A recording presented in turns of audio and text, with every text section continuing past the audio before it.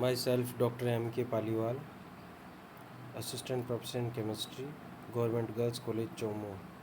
बच्चों, आज हम एमएससी का नेक्स्ट पार्ट पढ़ रहे हैं। अल्ट्रा वायलेट विजिबल स्पेक्ट्रोस्कोपी का लास्ट पार्ट है ये, और ये कल की तरह ही बहुत इम्पोर्टेंट पार्ट है। कल हमने पढ़ा था कि डाइंस के लिए लैम्डा मैक्सिमम कैसे डिटरमाइन करते हैं, और उसके बहुत सारे एग्जाम्पल की स्टडी की थी, और उसके कुछ रूल्स भी पढ़े थे, वुडवर्ड फीचर के रूल, कि किस प्रकार से हम लैम्डा मैक्स को कैलकुलेट करते हैं।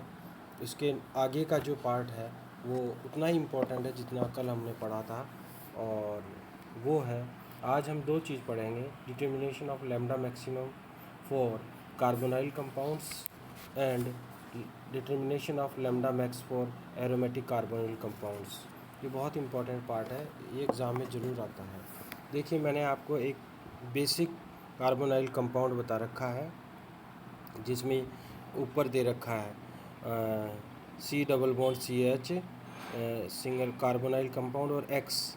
अगर हम एक्स की जगह एच हो जाए तो जो बेस वैल्यू होती है वो 207 नैनोमीटर होती है, और एक्स की जगह अगर आर हो तो बेस वैल्यू जो है वो 215 नैनोमीटर होती है, और एक्स की जगह अगर ओ एच हो, ओ आर हो, तो 193 नैनोमीटर बेस वैल्यू होती है। ये सब आपको याद रखना है, बेस वैल्यूज़, ठीक है।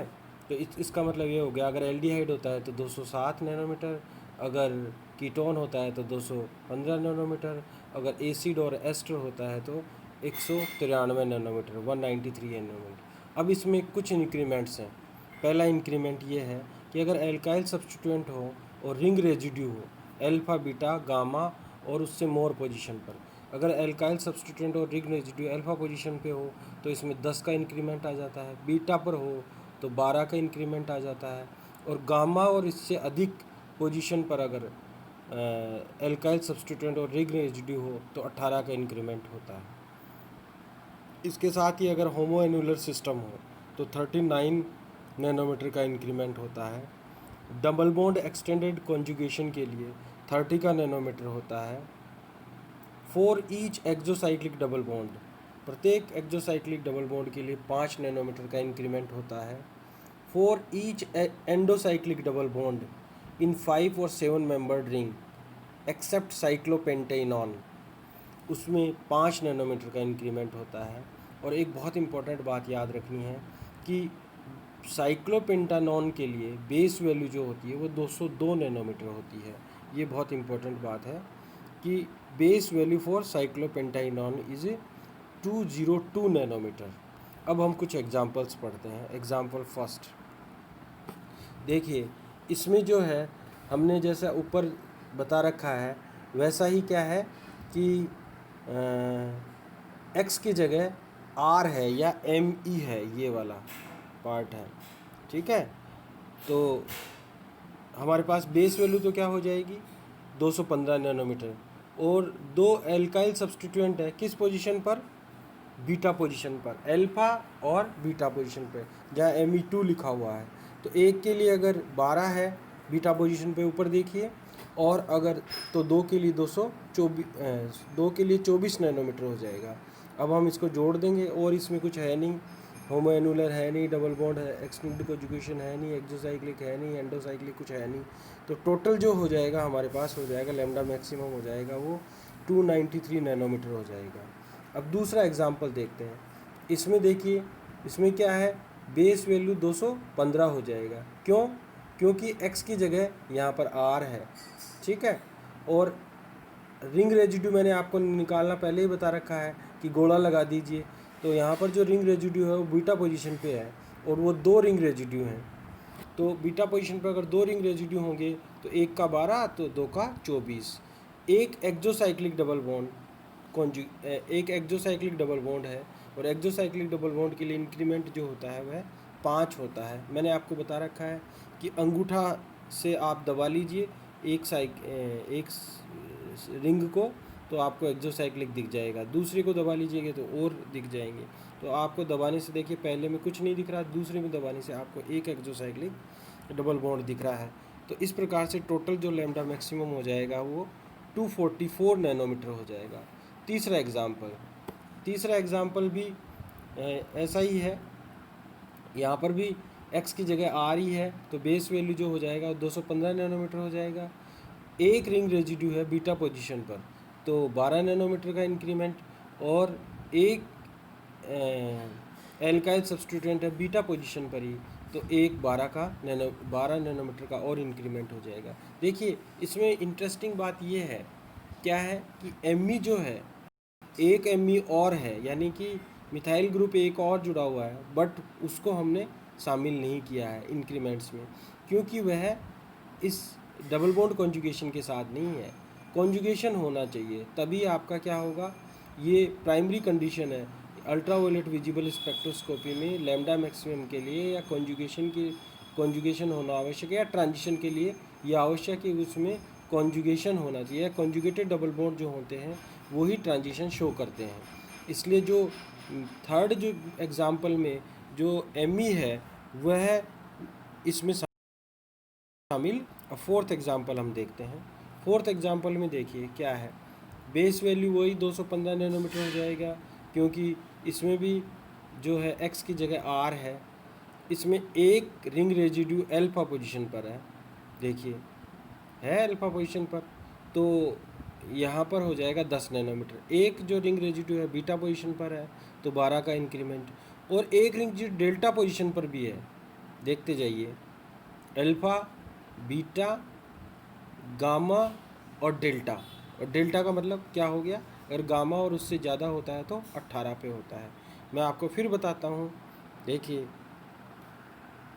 अल्फा, बीटा और गामा, इस प्रकार से आप देख सकते हो, ठीक है। तो 10, 12 और 18 नैनोमीटर का इंक्रीमेंट इसमें हो जाएगा। अब देखिए एक इसमें क्या है, एक्सोसाइक्लिक डबल बॉन्ड कॉन्जुगेशन है, तो यहाँ पर 30 का इंक्रीमेंट हो जाएगा, ठीक है, 30 का इंक्रीमेंट हो जाएगा। फिर ये होमो एनुलर सिस्टम है, आप देखिए ध्यान से देखिए, बीच वाली रिंग में ये जो डबल बॉन्ड है वो है कॉन्जुगेशन में है, और दोनों क्या है, बीच वाली रिंग में है। मैं आपको बताता हूँ, एक तो ये वाला है और एक ये वाला डबल बॉन्ड है, ये दोनों जो है वो इसी रिंग में है, बीच में जैसे मैंने डॉट लगाया है जिसमें, इसी में है, इसलिए ये जो हो जाएगा 39 का इंक्रीमेंट और हो जाएगा। तो अब हम सब इसको टोटल करेंगे तो लैम्डा मैक्सिमम की वैल्यू जो हो जाएगी वह 324 नैनोमीटर हो जाएगी। अब पांचवा एग्जांपल और भी इंटरेस्टिंग है, इसकी बेस वैल्यू 202 नैनोमीटर होगी। बेस वैल्यू 202 नैनोमीटर इसलिए होगी क्योंकि ये साइक्लोपेंटाइनॉन है। क्या है, साइक्लोपेंटाइनॉन है। एक इसमें रिंग रेजिड्यू है बीटा पोजीशन पर, एक इसमें एल्काइल सब्स्टिट्यूएंट है बीटा पोजीशन पर, इसलिए 12-12 का इंक्रीमेंट हो जाएगा और लैम्डा मैक्सिमम की वैल्यू 226 नैनोमीटर हो जाएगी। अब हम बात करते हैं next, determination of lambda maximum for aromatic carbonyl compounds. Aromatic carbonyl compounds में अगर देखिए x की जगह H होता है तो 250 नैनोमीटर होता है, x की जगह अगर R होता है तो 246 नैनोमीटर होता है, और x की जगह OH और OR होता है तो 230 नैनोमीटर बेस वैल्यू होती है। ये आपको याद रखना पड़ेगा, मैंने आपको पहले भी कहा है। इंक्रीमेंट्स ऑर्थो, मेटा और पैरा पर अगर एल्काइल ग्रुप होता है तो ऑर्थो पर 3 होता है, मेटा पर 3 नैनोमीटर का, और 10 पर पैरा पर 10 नैनोमीटर का इंक्रीमेंट होता है। इसी प्रकार से OH और OR ग्रुप अगर ऑर्थो पे 7 होता है, मेटा पर होता है तो 7 इंक्रीमेंट होता है, और पैरा पर होता है तो 25 इंक्रीमेंट होता है। इसी प्रकार से अगर क्लोरीन ऑर्थो और मेटा पर हो तो 0 इंक्रीमेंट शो करते हैं, जबकि पैरा पर 10 का इंक्रीमेंट शो करते हैं। जबकि ब्रोमीन अगर ऑर्थो और मेटा पोजीशन पे होता है तो 2-2 इंक्रीमेंट होता है, और पैरा पर 15 का इंक्रीमेंट होता है। अब हम कुछ एग्जांपल्स लेते हैं। पहला एग्जांपल देखिए, इसमें बेस वैल्यू जो हो जाएगा वह कितनी हो जाएगी, 246 नैनोमीटर, क्योंकि CO के साथ देखिए क्या है, Me है, मतलब R है, तो बेस वैल्यू 246 नैनोमीटर। अब देखिए यहाँ से, इसमें देखिए यहाँ से जो है मेटा पोजीशन पर OH ग्रुप है तो 7 का इंक्रीमेंट ऊपर से देखिए, और OH जो है पैरा पोजीशन पर है तो 25 का इंक्रीमेंट, और बाकी इसमें कुछ है नहीं, तो सबको जोड़ देंगे तो लैम्डा मैक्सिमम का मान आ जाएगा 278 नैनोमीटर। अब दूसरा इम्पोर्टेंट एग्जाम्पल बात करते हैं। देखिए इसमें CO के आगे OH जुड़ा हुआ है, इसका मतलब बेस वैल्यू कितनी हो जाएगी 230 नैनोमीटर, 230 नैनोमीटर। अब इसमें एक ही ग्रुप जुड़ा हुआ है Br, और वो भी पैरा पोजीशन पर। और देखिए Br अगर पैरा पोजीशन पर जुड़ा हुआ हो तो इंक्रीमेंट होता है 15 का। अब हम और इसमें कुछ है नहीं, टोटल हम इसका कर देंगे तो हमारे पास जो लैम्डा मैक्सिमम की वैल्यू आएगी वो 245 नैनोमीटर आता है। इस प्रकार से हमारे पास ये होता है। बाकी और आप एग्जाम्पल्स इसके सारे इस तरह से करेंगे, और एग्ज़ाम्पल करने के बाद बहुत सारी प्रैक्टिस करनी पड़ेगी आपको। और अगर कोई भी एग्ज़ाम्पल में किसी भी तरह की किसी भी बुक में कोई अगर आपको प्रॉब्लम आती है तो आप मेरे से डिस्कस कर सकते हो किसी भी समय। आप मुझे व्हाट्सएप पे भेज सकते हो, मेल कर सकते हो, और कैसे भी आप इसको करके, पर आपको करना है सारा, ये बहुत इंपॉर्टेंट पार्ट है। इस प्रकार से अल्ट्रावायलेट विजिबल स्पेक्ट्रोस्कोपी हमारी पूरी होती है। नेक्स्ट हम क्लास में जो करेंगे वो मास स्पेक्ट्रोस्कोपी पढ़ेंगे। Thank you.